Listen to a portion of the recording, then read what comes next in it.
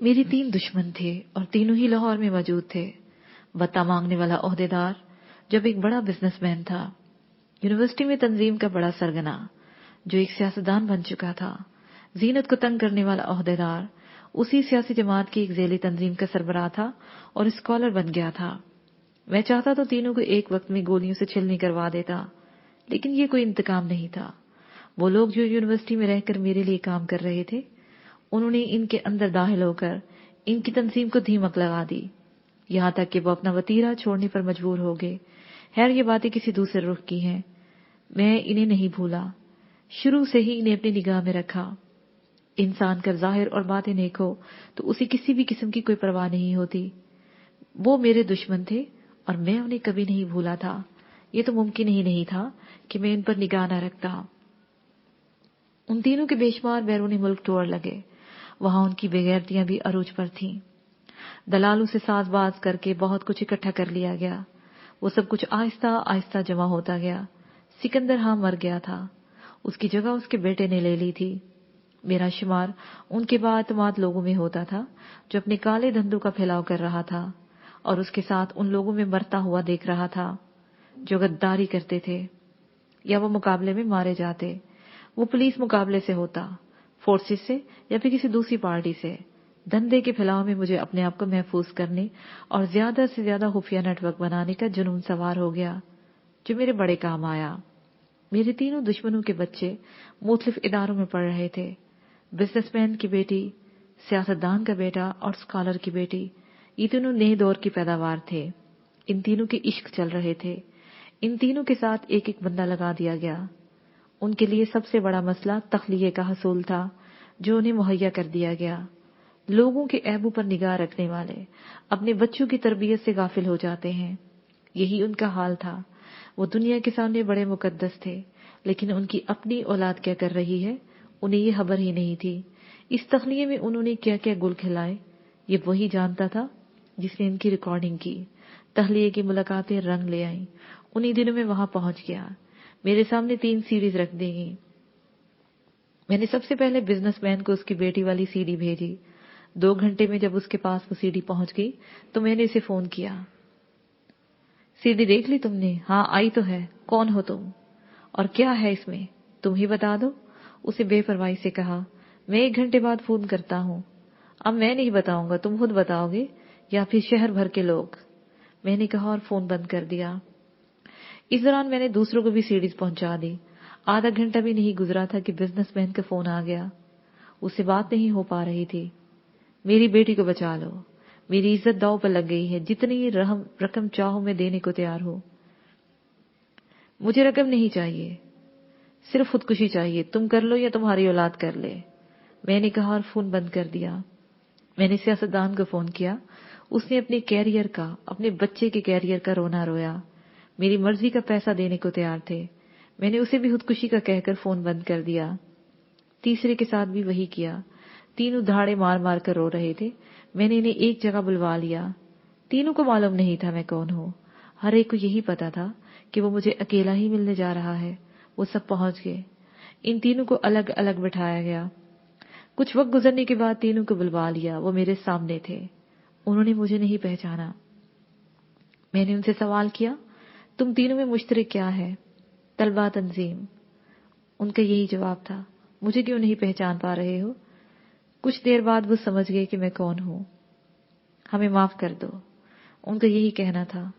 تم لوگوں سے انتقام لینے کے لیے اور تم لوگوں سے انتقام لینے کی وجہ سے میری زندگی ہرچ ہو گئی۔ تم لوگوں نے جو ظلم کیا، مجھے تو مارا ہی، ذلیل کیا، میں ذلت کیسے بھول جاؤں، اور وہ بھی میری ہی بہن پر الزام، صرف اس لیے کہ تم لوگوں کی غنڈہ گردی قائم رہے۔ معافی تو ہے ہی نہیں۔ بولو تم تینوں خودکشی کرو گے یا تمہارے بچے؟ کل تک فیصلہ بتا دینا، چلے جاؤ۔ یہی وہ وقت تھا جب میں کسی دوسرے ہی دش کی سیاہی میں نکل کھڑا ہوا۔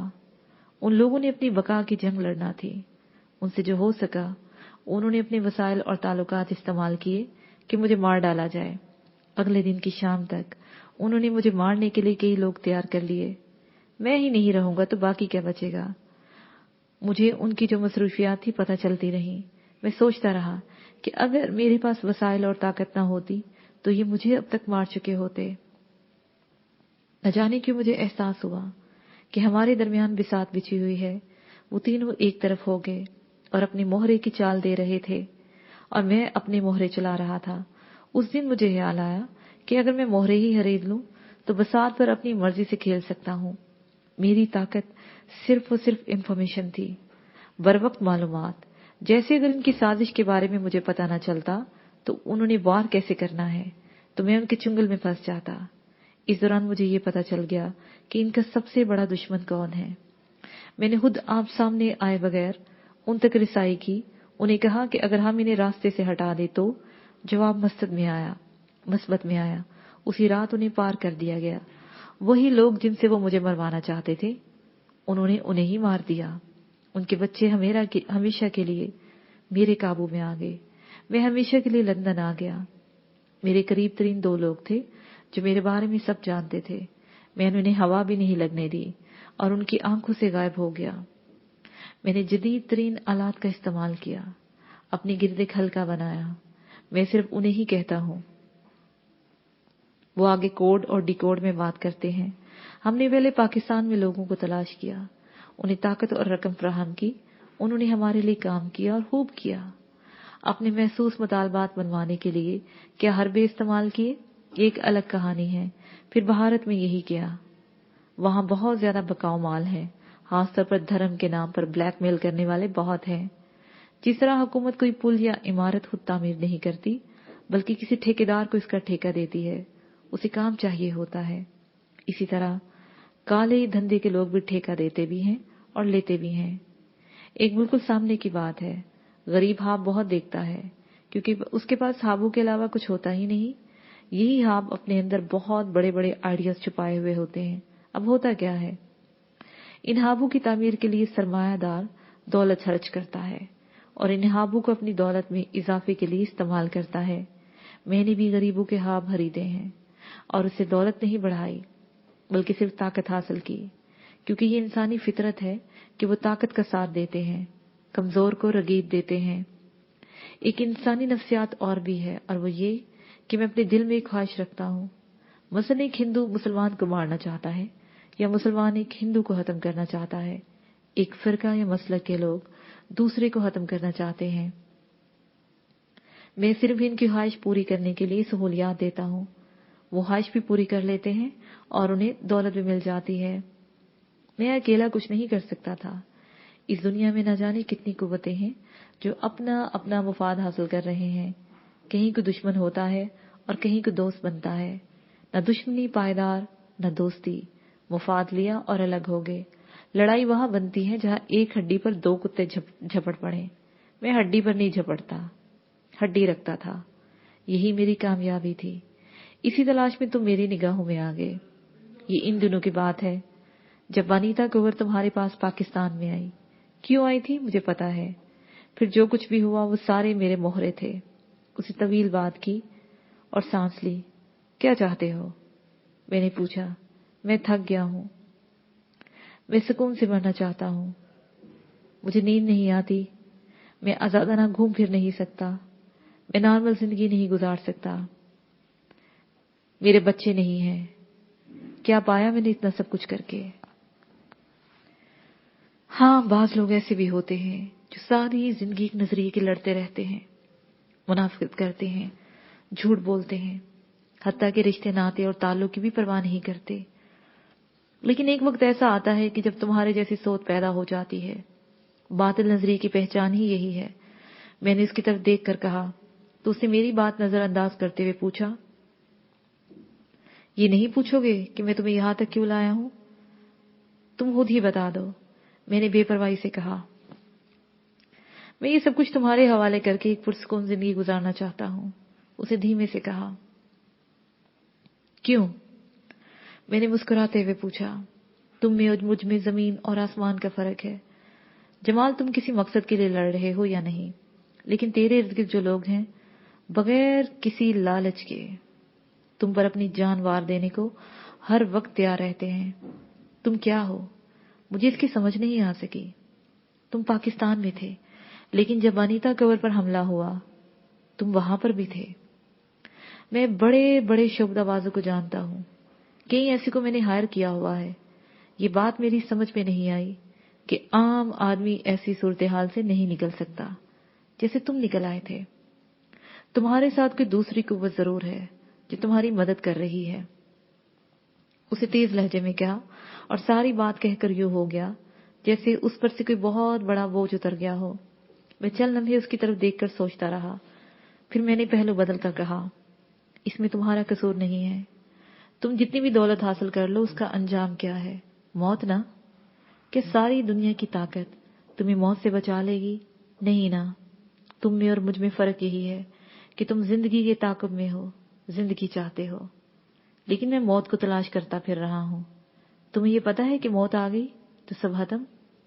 मैं जानता हूं कि मौत है ही नहीं, मट्टी का वजूद खत्म है तो अगला दौर शुरू हो जाएगा। ये सिर्फ तिफल तसलियां हैं। जंगजुओं ने ये सब गढ़ा हुआ है।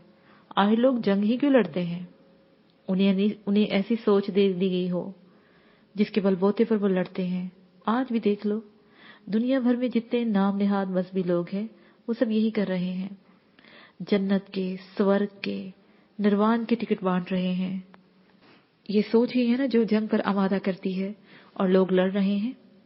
उसने काफी हद तक उकताहट से कहा तो मैंने बड़े नरम लहजे में से समझाया, देखो, अगर तुम तहम्मुल से मेरी बात को समझने की कोशिश करो तो मैं तुम्हें ये फर्क वाज़ेह कर देता हूं कि जंग क्या है और जहाद क्या है। बोलो, मैं सुन रहा हूं। उसने कहा, जुस्तजू, तलाश, कोशिश, जद्दोजहद में जिंदगी पड़ी है। ये जिंदगी जाहिर हो रही है अमाल से, जो अमल किया जाता है। अब ये जिंदगी है ना, ये है तो इसमें आरज़ू पड़ी है। आरज़ू उस वक्त तक पैदा नहीं होती जब तक मकसद ना हो। मकसद होता है मकसूद का, और मकसूद होता है दिल में, दिल होता है इंसान के अंदर। सीधे सादे लफ्जों में कि ये दिल में आरज़ू कैसी है, उसी तरह के अमाल जाहिर होंगे। और वो आरज़ू किसके लिए है? तुम ये कहना चाहते हो कि इंसानी ख्वाहिशात से ही उसे जद्दोजहद में लगा देती है? वो बोला, अभी तुम सुनो, फैसला बाद में देना। मैंने कहा, एक लम्हा रुका और फिर बोला, इंसान को सभी अशरफुल महलूकात मानते हैं तो इसकी अक्ल भी अशरफ होनी चाहिए, और बिलाशुबा उसकी अक्ल अशरफ है। अक्ल के साथ हर शय को ज़ेर कर लिया और करता चला जा रहा है। कहना मैं ये चाहता हूं कि अक्ल तो हर शय तस्वीर कर रही है। क्या ये इसके अशरफ होने का सबूत है? क्या इसके अमाल साबित कर रहे हैं कि वो अशरफ अक्ल वाला है? अब अशरफ अक्ल है क्या? दूसरे इंसानों का कत्ल या इंसानियत की हिफाजत? इसके अमाल बता रहे हैं कि उसकी आरज़ू क्या है, उसके दिल में कौन है। अब सुनो, मैं एक मिसाल देता हूँ। एक क्लासरूम में जितने भी तालिब इल्म हैं, बज़ाहिर सब वहीं पर हाजिर हैं, सामने बैठे हैं, लेकिन हाजिर उसे ही तस्लीम किया जाएगा जो उस्ताद के साथ ज़हनी ताल्लुक जोड़े बैठा है। वो हाजिर नहीं माना जाएगा जो क्लास में तो है लेकिन उसका ज़हन किसी दूसरी जगह भटक रहा है। तुम इसे क्या साबित करना चाह रहे हो? वो तेजी से यूं बोला जैसे अगली बात वो समझना चाहता हो। अमाल बताते हैं कि मैं हाजिर हूं या नहीं। सुनो, यहूदी, ईसाई या जो भी गैर मुस्लिम है अपना हाजिर होना साबित कर रहे हैं। जिस तरह वो हाजिर होना साबित कर रहे हैं उसी तरह हाजिर होना मुमकिन नहीं, चाहे उन्होंने अपना आइन और कानून बना लिया है। हम मुसलमानों का जो निज़ाम है वो कहाँ है? हम कहाँ हाजिर हैं? मैं पाकिस्तान की बात करता हूँ। अगर हम मुसलमान हैं तो हमारा निज़ाम इश्क और मोहब्बत है। इंसान और इंसानियत से मोहब्बत वाला निज़ाम। रहमतुल आलमीन ने फरमाया है ना कि मुसलमान वो है जिसके हाथ और जुबान से दूसरे मुसलमान महफूज रहें। अगर हम मुसलमान हैं, अगर हमारे दिल में अल्लाह मकसूद है, हमारी आरज़ू का महवर रहमतुल लिल आलमीन है, तो फिर यहाँ वो निज़ाम जाहिर क्यों नहीं हो रहा? अगर यही मियार बना लिया जाए तो क्या पाकिस्तान में मुसलमानी है? हम खुद फैसला कर लें कि हम हाजिर हैं या गैर हाजिर।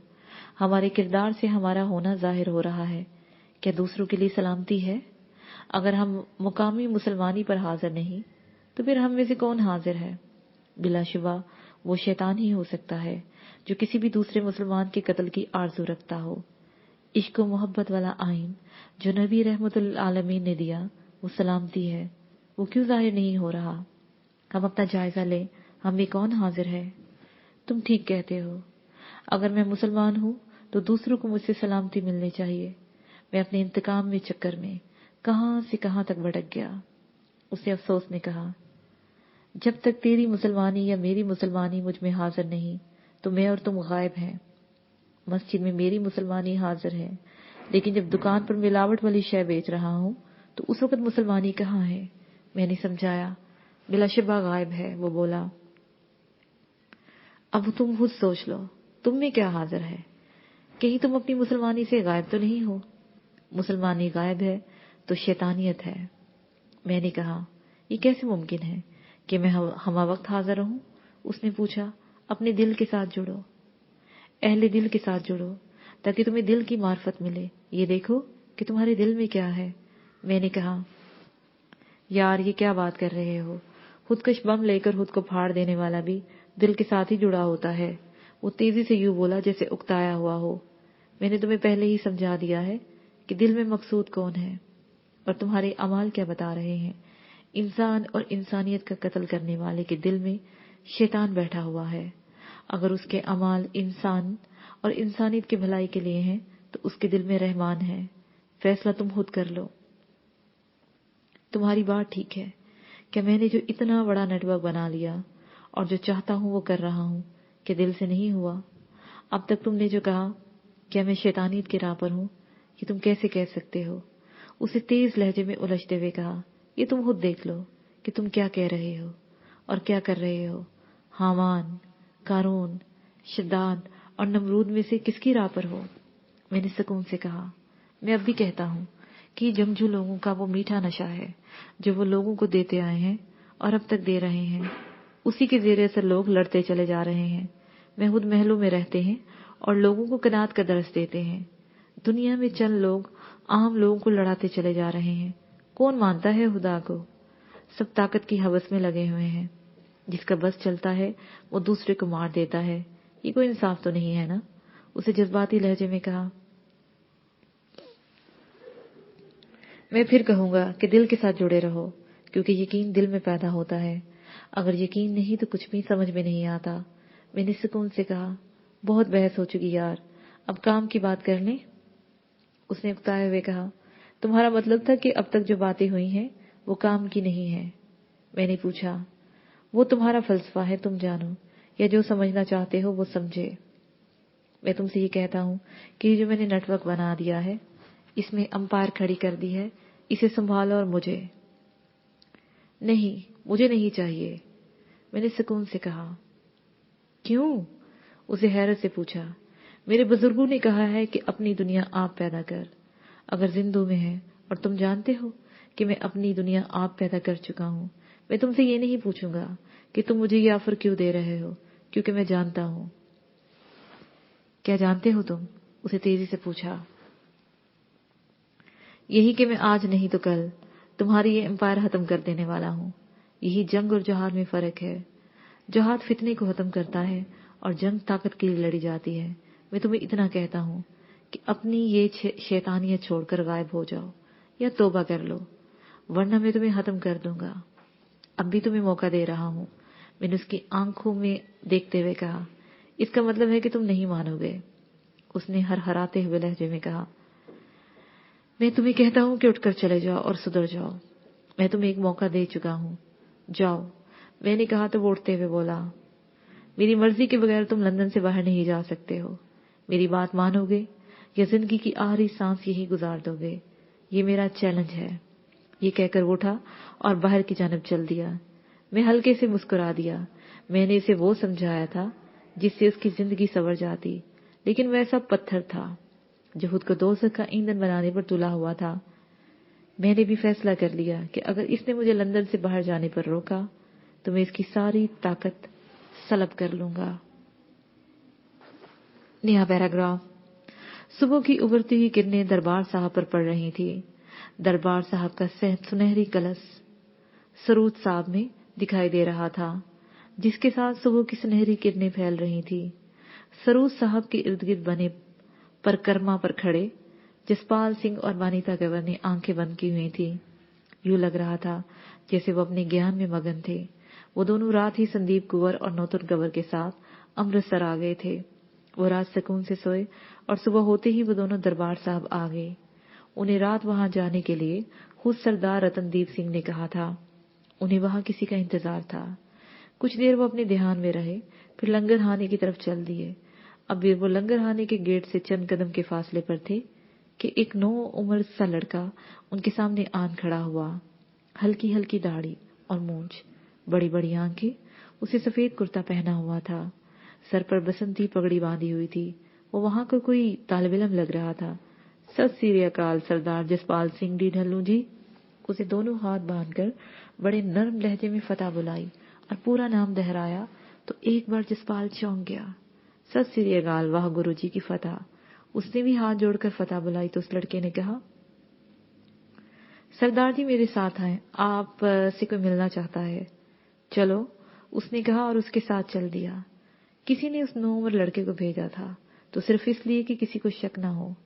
वो इन्हें लेकर कम्प्लेक्स की जानब चल पड़ा। वो चंद कदम आगे बढ़ा। चंद राहदारियां पार करने के बाद वो उसे खुले में मौजूद एक कमरे की जानब ले बढ़ा। वो दोनों उसके पीछे चलते हुए दरवाजे तक आ गए। तभी दरवाजा खुल गया। एक कमरे के बाद अगले कमरे में एक बूढ़ा सिंह जमीन पर बिछी हुई चटाई पर बैठा हुआ था। वो उन्हीं की तरफ देख रहा था।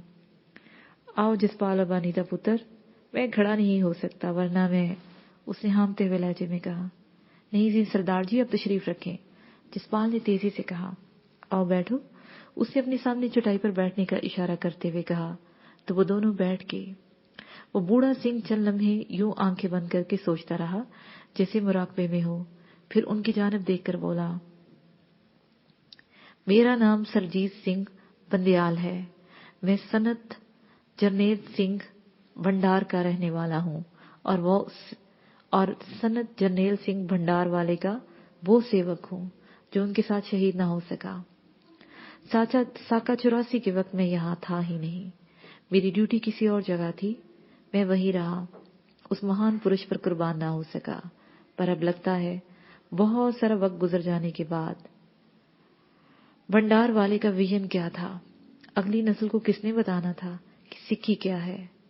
ये कहकर वो खामोश हो गया जैसे सोच रहा हो। फिर बोला, रतनदीप सिंह जी ने बहुत काम कर लिया। दुश्मन ने उसे चारों तरफ से घेर लिया है। वो चाहे भी तो कुछ नहीं कर सकता। उसके एक एक लफ्ज को वो सुन रहे हैं। वो बेबस हो गया है। वो ऐसा शेर है जिसे पिंजरे में बंद होना पड़ा है। और मैं अब मौत के दहाने पर हूँ। मेरे जैसे कई सेवक मेरी तरह की हालत में हैं। इसीलिए मैंने सबसे सलाह ली है कि अब ये काम अगली पीढ़ी को दे दिया जाए। तुम समझ रहे हो ना? उसने जसपाल की तरफ देखकर कहा। जी मैं सुन रहा हूँ, उसे तेजी से लेकिन धीमे लहजे में जवाब दिया। हम पिछले 2 माह से तुम्हें देख रहे हैं। तेरे बारे में बहुत सारी बातें भी सुनी हैं।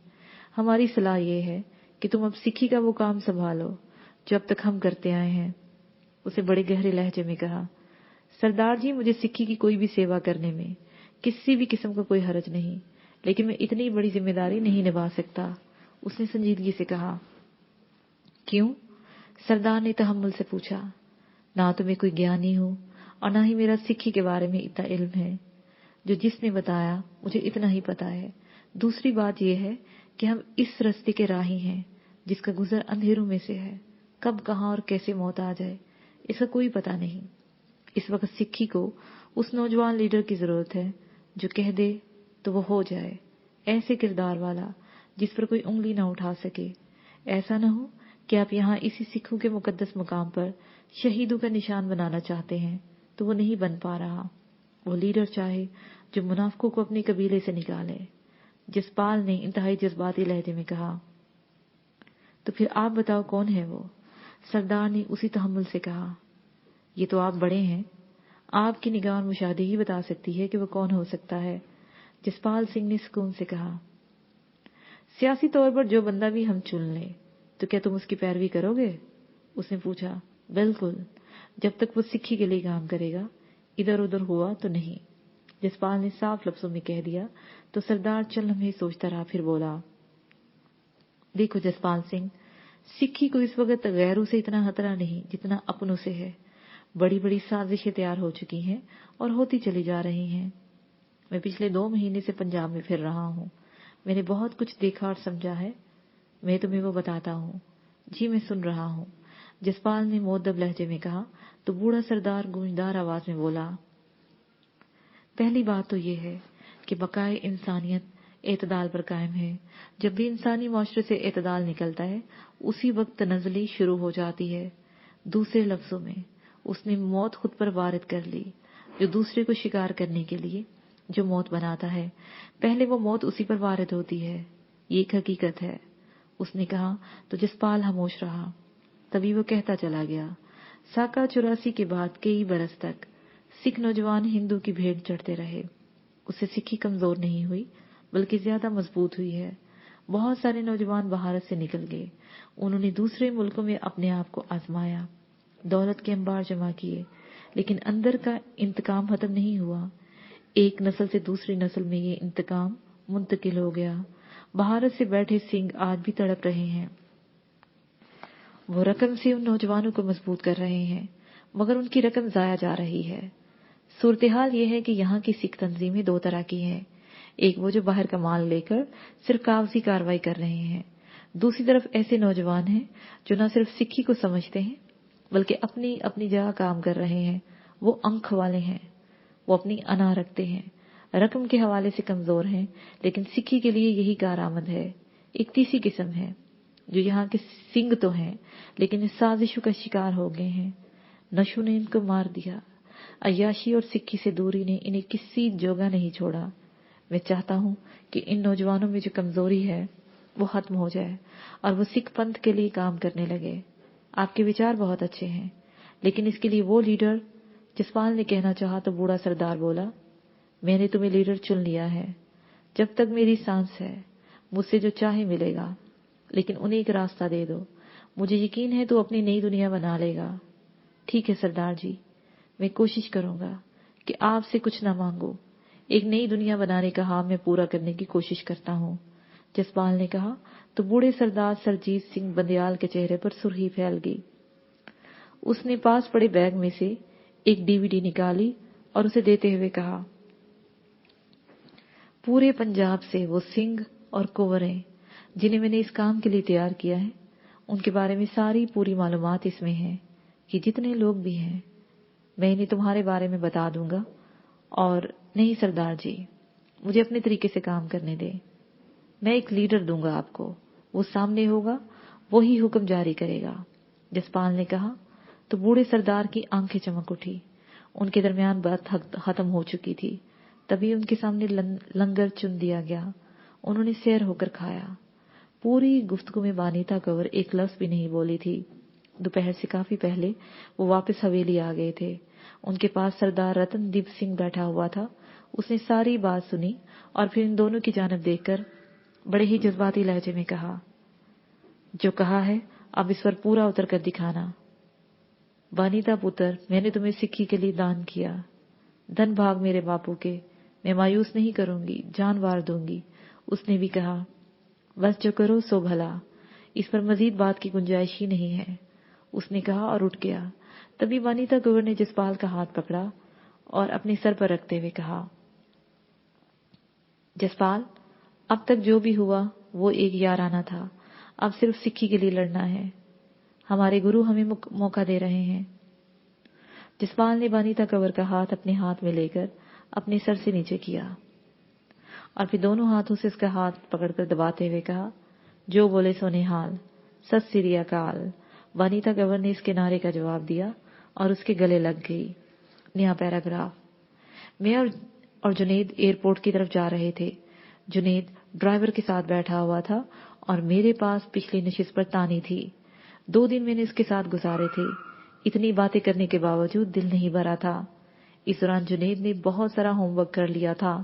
हीथ्रो एयरपोर्ट की बिल्डिंग में हम दाखिल हुए तो वो शाम हो रही थी। जिस जहाज में हमने जाना था उसने सुबह के वक्त लाहौर पहुंचना था। इसके साथ ही ये पार्ट अपने एख्तिताम को पहुंचा।